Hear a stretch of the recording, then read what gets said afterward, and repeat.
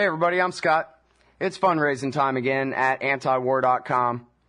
We need your help, and here's how you can help. Stop by antiwar.com/donate or call Angela Keaton, our development director, at 323-512-7095. That's 323-512-7095, or you can shoot her an email over to akeaton@antiwar.com. Thank you very much for your support.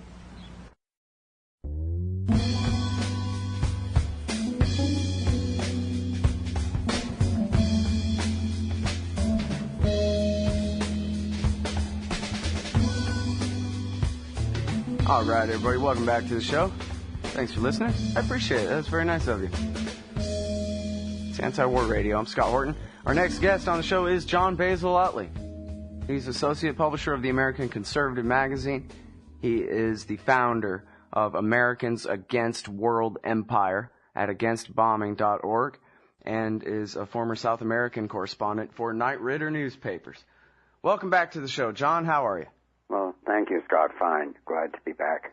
I'm very happy to have you here, and I'm looking at this article that you have over at Reason.com, Confronting Washington's Job Killers, How Costly and Unnecessary Regulations Cripple the American Economy, which, let's just go ahead and why don't you give us the overview here, and then we can talk about some specifics, and don't leave out the Pentagon.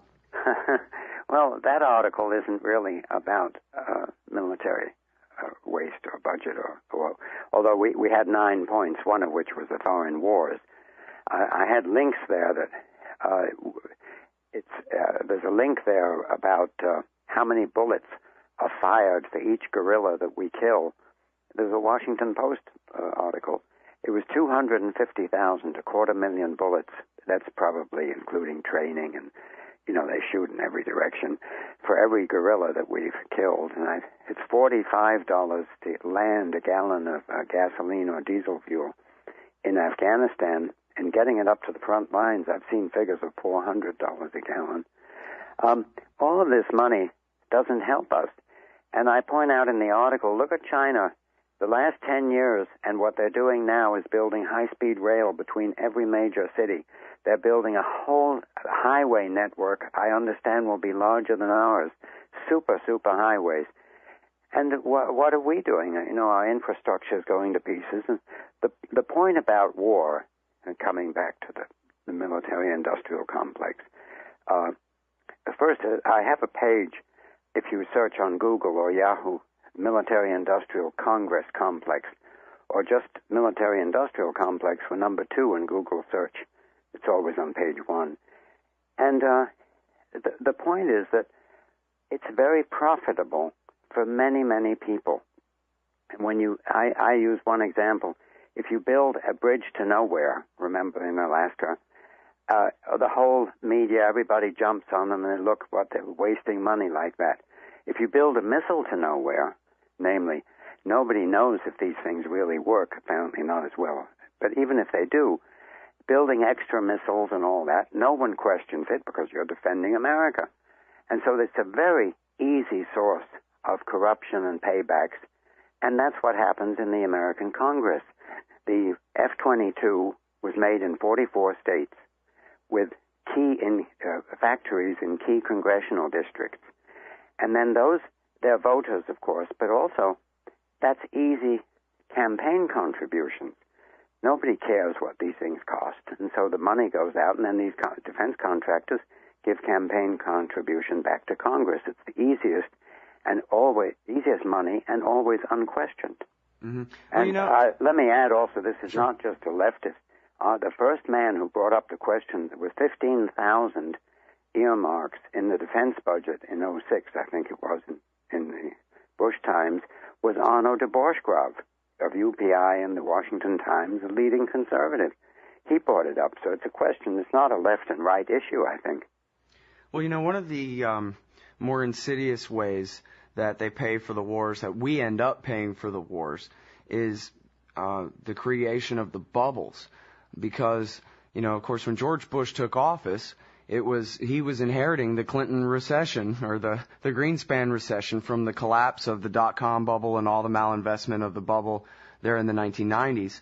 And Then September 11th happened, which, just in real terms, cost a lot of wealth and, created uncertainty in ways that were costly to the economy. And it was what we needed to do then was go through that. But of course, instead, they just turned the money machine on full blast. They put the interest rates at zero, and they created this giant housing bubble so that everybody would feel rich. They sent out $300 stimulus checks in the mails, cut taxes, and they told everybody the war is free. Go ahead and cheer because it's fine. It's not going to cost you at all. But now, while we're in the unemployment line because the bubbles have popped, most Americans don't really understand the correlation. Here we are years and years later. We spent all this money, but it's hard for them to make the connection that the reason you're unemployed is because the wealth that would have employed you got spent killing people. Well, I mean, that's the point with wars. Some people make a point that war brings new technology and advances, which it does to a degree, but there's limits. And if you're a student of history, it's sort of interesting. It's similarities to the Roman Empire. The corruption that used to be in Rome, we have in Washington. The spending. They can't say no. It's always... I think the most discouraging factor today is that Obama came in with a massive mandate. Obviously, he was talking against the wars. People voted for him. The great majority of Americans supported him. And here he comes to Washington. He hasn't cut one of those, I think it's 800 bases we have overseas. He hasn't cut one. He's increasing the defense budget aside from the wars in Iraq and Afghanistan. And I guess Obama watches Fox News, and they tell him don't do anything. But the Democrats or whatever, either they're so intimidated by the war party, the military-industrial complex, or the money is so big. And the analogy I use, as I say, it's both parties. The war with Kosovo, Serbia, was a Democrat war, and so many Republicans were opposed to it. More so, it seems, which party starts the war. But in any case, there was a very interesting study that Republican congressmen who'd been in Washington more than 4 years supported the war with Serbia. The ones who were newer, sophomore and freshman Republican congressmen, opposed it, the majority of the groups. And that shows how it grows in Washington to spend money and to make wars. And it's in both parties, and the Democrats, of course, coming in now. And what's he do? He's sending more to this sink in Afghanistan. The other point is we have strength in America. We know them. But there's some things we can't do. And one of them is managing a third world country. I often use the analogy conservatives used to think that the government could not run a nursery school, and yet they think it could run the world. Right. It seems like, I don't know, it's like a whole different section of the mind takes over, one hemisphere for the other, and then it's just a matter of patriotism and the question of whether the military could really be an effective tool for carrying out, really anything, isn't really in question. You have to wonder even if it can defend us, because the way the money is wasted, this series that Washington Post ran, an extraordinary series about the CIA and the intelligence agencies. There are many more than the CIA today. Yeah, Top Secret America. Yeah, and that's on our website, Military Industrial Congress Complex. And just to quote a few of the points there, the 854,000 people have top secret clearances. You know what they say about secrets? If you tell one person, it's, you can only tell one person. If you tell three, it's gone. They occupy space of 3 Pentagons. 50,000 intelligence reports each year are published, and Gates has discussed the number of reports being written. And, you wonder if anybody reads them. 1.7 billion emails. And one of the interesting things reading that study was how the main thing about keeping secrets is keeping the secrets from the American public, from the American people. Most of their secrets are not going to be some Arab or Muslim fanatic terrorists in Afghanistan. It's irrelevant to them. Well, and it brings up the question, why are they even so worried that we know the truth? Because most Americans plainly just don't even care at all. I'm sorry. Hold it right there. Yeah. I shouldn't insist on getting the last word like that, but we got to go out to this break, John. We'll be right back after this. It's Jon Basil Utley, IraqWar.org, antiwar.com/Utley. Listen to LRN.FM on any phone, anytime. 760-569-7753. That's 760-569-7753. It's all live from baseball to apple pie to bomb. Waco, Texas, Heaven's Gate to Oklahoma bomb. The Desert Storm Syndrome experiment that went wrong. Inject our own cause they probably won't come home anyway. The Vietnam conflict was a mere experiment. So just came back from the war, couldn't tell you where they went. And commandos. All right, y'all, welcome back to the show. It's Anti-War Radio. I'm Scott Horton. I'm talking with Jon Basil Utley from the American Conservative Magazine, from IraqWar.org, Americans Against World Empire, Military Industrial Congressional Complex. And we're talking about the bankruptcy of the American Empire. How long do you think it's going to take this thing to fall apart? I kind of have a bad feeling that they're going to give up the empire last, John. You know, that's a very good point. It's like a state in the states and cities, if they're trying to cut budgets, what do they cut first? The police and the fire departments. So the citizens are totally vulnerable to this. The first thing they cut is the most necessary aspects. And it's hard to see how they can reform this. I guess one way is you cut a straight 25% across the board cut. But with very strict rules, they cut the muscle. They'll try to cut the muscle first, which we need, obviously, a defense. But it's the end. Niall Ferguson, is it the English historian? Yeah, the guy who used to be the world's greatest promoter of American empire, and now is warning us that it's all falling apart. Actually, I was rereading his first book, and it wasn't entirely. That's not quite. Well, he wrote some essays like that anyway. I know. But in any case, he changed, and he sort of said, don't worry about all these ventures in Iraq and Afghanistan. We're going to be forced to pull back with our Social Security and Medicare, But I'm not sure.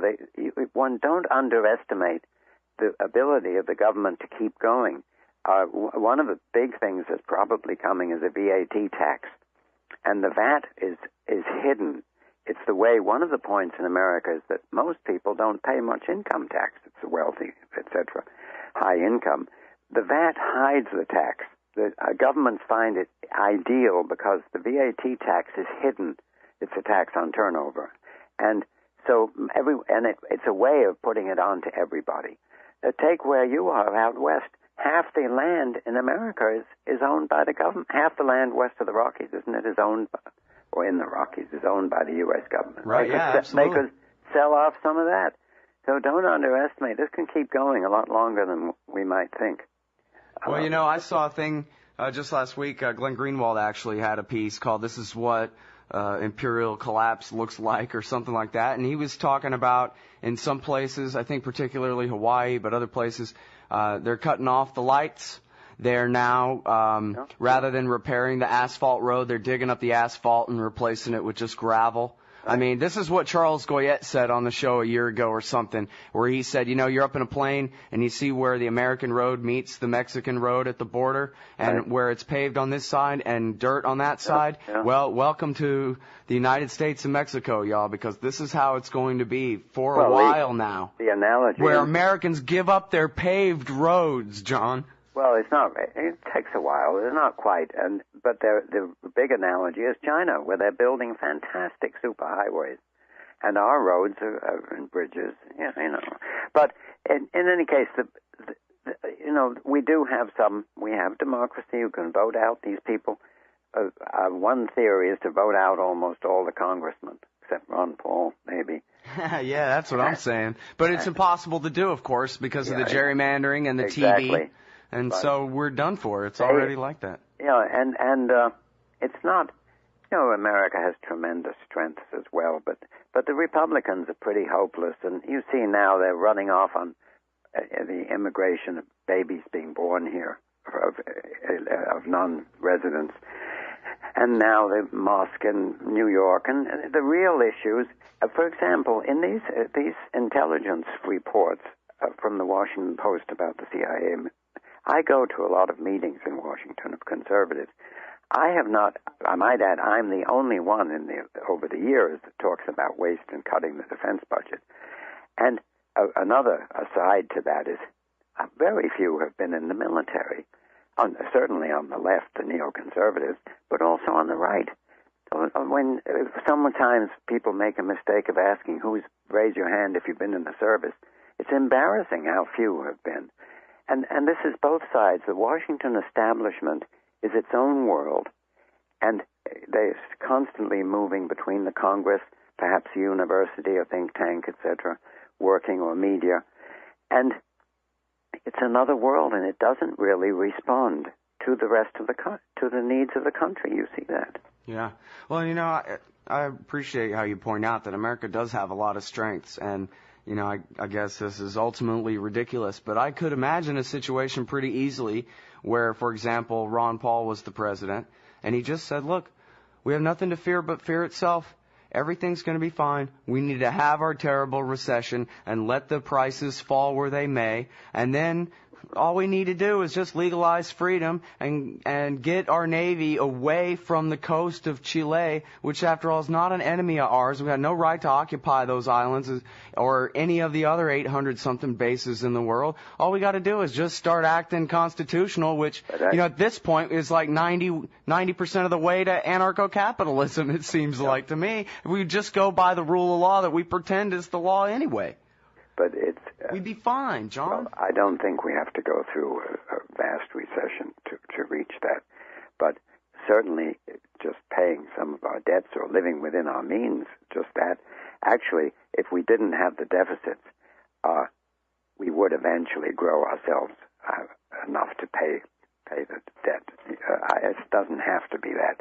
But it will be if we don't do something. You can't have... The other point I like to remind people is the term welfare warfare or warfare welfare state. Remember, it goes together. One of the things about military spending is when they're spending $1 billion a day or whatever it is on the wars, they can't then say, well, we're not having health care for poor children or for old people. That's only $1 billion compared to $10 billion that's in an unnecessary war. And it's also a bribe for those of us on the receiving end, too. Since Bismarck, and that came with Bismarck, the warfare welfare state from Germany,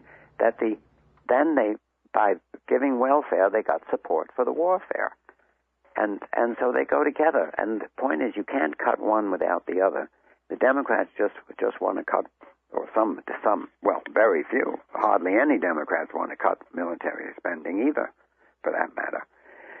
Republicans are happy to cut some of the social spending, but of course, when you ask these congressmen on an interview, what would you cut? I tried that in questionnaire. They talk about the waste in the government. When I ask what would you cut, they clam up, Well, John, I'm sorry because time really is limited here, but actually, would it be okay if I kept you for a third segment?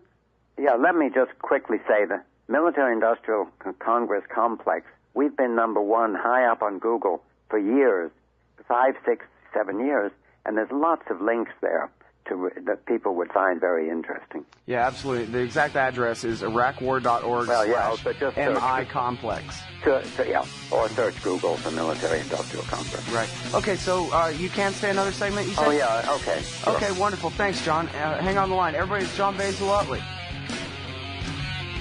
Anti-War Radio. Okay.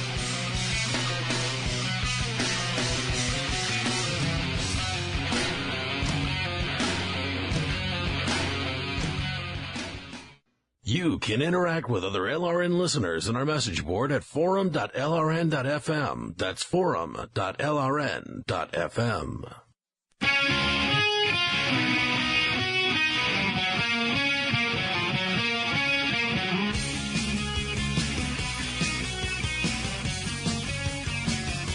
Hey everybody, welcome back to the show. It's Anti-War Radio. Talking with Jon Basil Utley from Well, there's a lot of Americans Against World Empire, I think. Against Bombing, IraqWar.org, Reason, the American Conservative, Antiwar.com, and Military Industrial Congressional Complex. If you Google that, or the exact address is IraqWar.org/MI Complex. And, you know, John, I want to ask you about something that you kind of alluded to there. Was this kind of lowest common palinometer, or whatever it is, that is the problem with conservatism these days. I mean, I was never a fan of Ronald Reagan or William F. Buckley or the conservative movement in general, whatever. I guess Reagan's a bad example, but the theory was that people like Buckley and the people that surrounded him at the National Review, for example, that, you know, they liked reading things and stuff. They were interested in knowledge. They were wrong about a great many things, but they weren't prejudiced against the idea of literacy. And, you know, it seems like right now conservatism in general is going through a crisis of stupidity, and it's tearing this country apart. I mean, you look at the fight over this mosque. I can't believe we're going into, what is it, week 3 of this thing, John? It's just madness, is it not? Well, of course, I agree with you. It's partly they don't want to face the issues. If you're going to cut waste in the government, you've got to start saying, well, perhaps in the military industrial complex, certain aspects of Social Security. You know, in the fight for the Medicare extensions, the Republicans ended up opposing cuts in the waste in Medicare. You would think they're the responsible ones, right, or whatever. And the proposal now are to change the few there are in the reform bill. There are a few areas where they're trying to save on costs, and the Republicans want to eject those. I think you come back to David Frum, who I don't always quote, but he had an article when the Republicans first lost and Democrats came in. It would take the Republicans years to get away from their base, from because right now they're using the same arguments that they lost with the last time, and thinking there's an argument: should they have a program or just criticize Obama and the Democrats? And the people who win is just criticize Obama. Democrats don't have a program because you'll step on someone's toes. But it's very discouraging. The whole country, the government, I come from the right wing, from the anti-communists in the old days, and of course National Review was and Buckley were very erudite people, and it is missing. But part of that is the war. In going for the war, the Republicans just appeal to their base, which is very simplistic, very nationalistic. Well, and the lies have to be very simplistic too. Well, right? They are. I mean, and all this anti-foreign stuff that many of the Republicans, the base, that is trying to appeal to the base as being anti-immigrant. Immigrants create jobs in America. Google, half of the companies, the high tech in Silicon Valley, is foreign-born people started those. I mean, that's what. I was an immigrant myself once. Well, the Independent Institute actually did a big study all about that too, where even if, immigrant just means the Mexicans and Hondurans or whatever, they still are by far a net plus to the state as far as tax revenues and all those things, which is how people, complain, the schooling and the health care. If you don't have them doing jobs in the simplest sense was picking crops, where it all started, then there's no jobs for American truck drivers and building trucks and transport and selling and sales and finance and all that. I mean, it all goes together. And now one of the real tragedies of 9/11, I wrote an article called How Bin Laden Bankrupted America. And one of my points was this anti-foreign stuff, all these superb foreign students who come to the best universities in the world in America, and then we kick them out. They want to stay here, and in the sciences, I might add, in the engineering sciences, they want to stay in America. No, we kick them out of the country after they. I mean, the whole thing, the HB2 visa, that Google and Microsoft built their biggest new factories in British Columbia and Canada. The reason was that they could bring in foreign engineers because there are not enough Americans doing the the basic engineering stuff. Right, because they went to American government schools K through 12, and they Yeah, can't and get of into course a they good don't learn, engineering yeah, college. I mean, they're lucky to read and write. Yeah, exactly. Oh man, well, But it sure is a riddle, but you know, it is, I think the worst part of it is seeing the demagoguing against the voiceless and the powerless. Like the American Muslims and the illegal Mexican immigrants somehow are the giant fifth column that are destroying America. I mean, come on, it's D.C. and New York that are destroying America, and everybody knows that, don't they? Amen, I agree 100%. You know?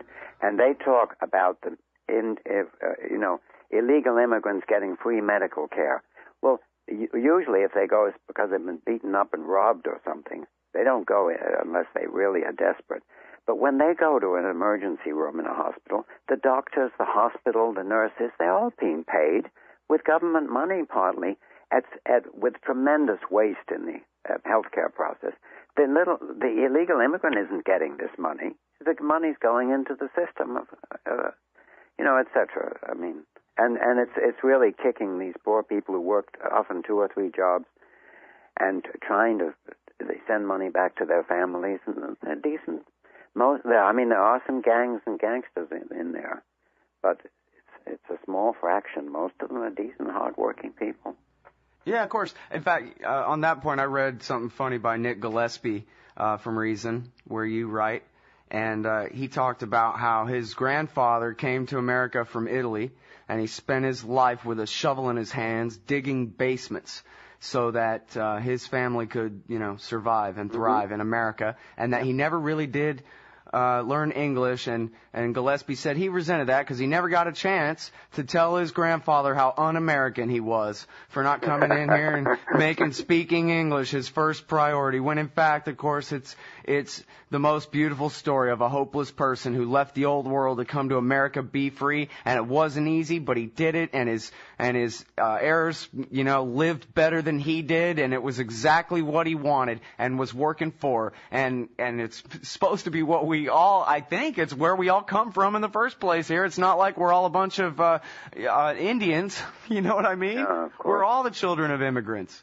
I mean, I really am revolted by some of the stuff that so-called conservatives spout out, this guy Hayworth in Arizona and stuff. It just, they're not defending America. I mean, they were bankrupting America. Hayworth was a big war supporter. I mean, they're bankrupting America. And, we can go on with that, but I do think that the fact, I was listening to one of your commercials during the break about a guy trying to have a job with air. He invented shoes that could float. What a fantastic little thing. And I was thinking, there are people like that, whoever wrote that text, and you and yourself. We're not lost yet, There's a lot going for us. Oh, well, yeah, that's good. I like to wrap up on a hopeful point there. I mean, it does seem, even if the strength of the conviction seems kind of weak, the American people are against all the wars in general. We just need to really mean it a little bit more, John. I mean, you've got to face up to this. And as I say, when Obama came in with all the support of the anti-war and this empire building, and he's still afraid to do anything, and he caves in completely to the War Party, we call it. It's another website page I run, thewarparty.com, which has some interesting links. Right on. Everybody, again, that is Jon Basil Utley, the associate publisher of the American Conservative magazine. Of course, Americans Against World Empire, antiwar.com, iraqwar.org, military-industrial congressional complex, and on. Please Google him. He's got a very interesting personal story as well. Thank you, John, very much again. Thank you, Scott. It's great you do this program. It's great. Appreciate it.